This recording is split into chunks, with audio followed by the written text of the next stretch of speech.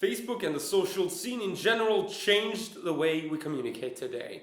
At their core, they extrapolated social behaviors and brought them to people through the power of the internet. Words like friends, follow, like, and views are strong concepts in everybody's minds, and we face them daily in the real world. This is the social model that everybody's accustomed to. This social model isn't static though, and if initially it satisfied people's needs, as time passed it required to be extended. It has been extended to the real world by adding a layer of geolocalization to their core services. In the real world, you generally go to a place and meet people, not the other way around. Places are where the real interaction happens, the subject, while the interactions take place somewhere, the object. The social world begun by inverting the subject-object relationship. This made a lot of sense in the beginning because the internet was not as socially populated as it is today. The situation today, though, needs to be inverted. The subject becomes the object, and those connections between profiles and locations have to become more central. The social world is becoming somehow more civilized. It is time to adapt the model to this scenario. It is time to inSquare.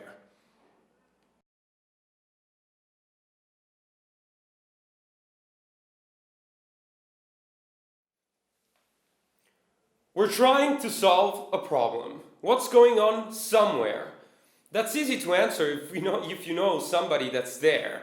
But what if you only have your phone in your pocket and you want to try to know something about a place? Well, you can message the place directly instead of messaging people, so that the people that are there can answer back, and your interest in a common location can be the connection between you two.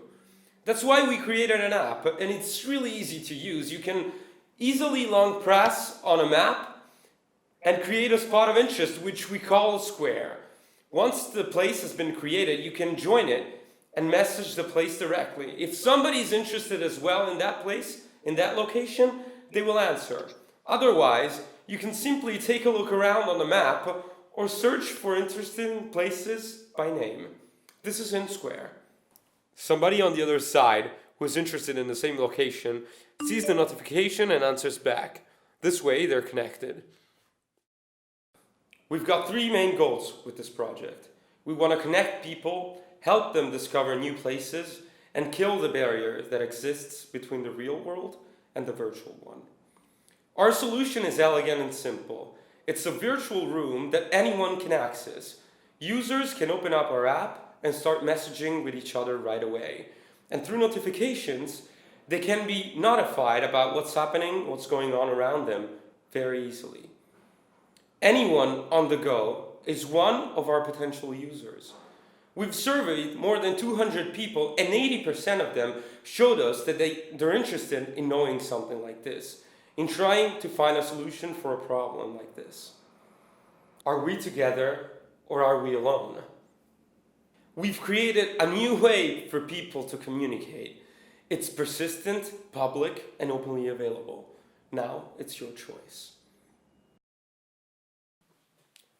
When you're on the map, you can take a look around and look for interesting places. For example, this event shows you on the info window the end time, which is relevant for the users that might need to go there. Otherwise, a shop will show you the number of likes that place has. There are also normal places, or you can search for them. The map moves you directly to the chat, and then once you tap on the info window, it will show you the place and the people that have written there. If you go back on the map, you have a list of the places that you have created. It's called My Squares. Then you've got a list of places that you're favorited. And these places are the one that will send you a notification once you've added them as favorites. Moreover, you've got the recent squares you've written in. These places also will give you notifications, but only in the last 3 days since you last wrote in them. On the settings, you can log out, invite your friends, or disconnect and connect new social accounts. You can also send a feedback or see the tutorial again. Let's try and invite a friend. Google Invites is one of the services that is integrated inside our app, and it's really easy to use and to find new users. If you go back on the map, you can long press on the map to create a new square. The wizard will pop up, and you can choose if it's a place, an event, or a shop. You can decide to input your name and your description. And then you can review the information on the last screen. You can also delete squares by going back to your My Squares and then swiping them away. This is really easy, and a warning will tell you that everything you delete will be lost forever. So be careful with that. Also, you can tap on the edit button and change the name or the description of a place. Everything is really easy and seamless.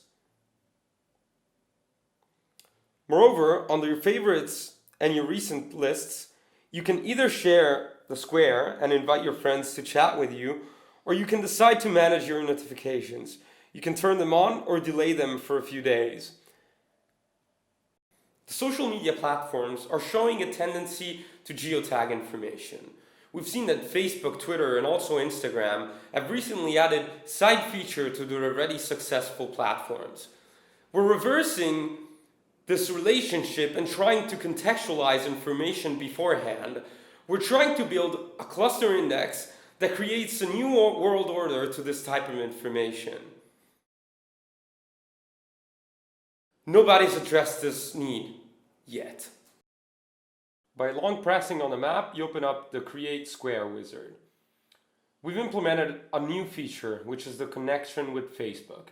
You can select an event and paste a Facebook link. This will gather all the information that's relevant to that event from Facebook, such as the location, the link, or the end time, and then you can simply create it, and automatically it will show it to you on the right place on the map. Then you will see the end time on the info window, and you can join in to chat with people. Our two apps, Android and iOS, are using a big infrastructure behind them. We're relying on OpenShift, which is open source and free, and we're using Node.js, which is our JavaScript backend architecture. We're also using Express, which is handling our REST API requests. These are implemented on two servers. One of them is for Socket.io, which handles our chat requests, and another one is a server which has everything else and tries to send back our information. Then we've got two other servers, which are also free, and we use them for push notifications. Apple requires its own push notification server, while Google handles everything more clearly. Then we've got Imager, which is a service for image storage, and that is used to get images from the internet and uploading them freely. We also have two databases. One is MLab, which uses MongoDB as an underlying infrastructure. We're using that for storing anything that's on our servers. Then we've got a copy of that on FacetFlow, which relies on Elasticsearch.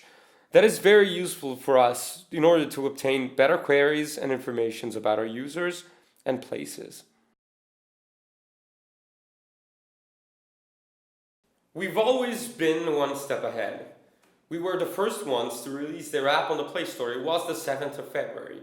And in the last milestone, we released our documentations and APIs. We've updated them since then. We've gathered a lot of feedback, and we worked so hard on this workshop. A lot of users, a lot of people, a lot of mentors were there to tell us where to go and how to engage the best and the most number of people. We think we deserve to win this workshop.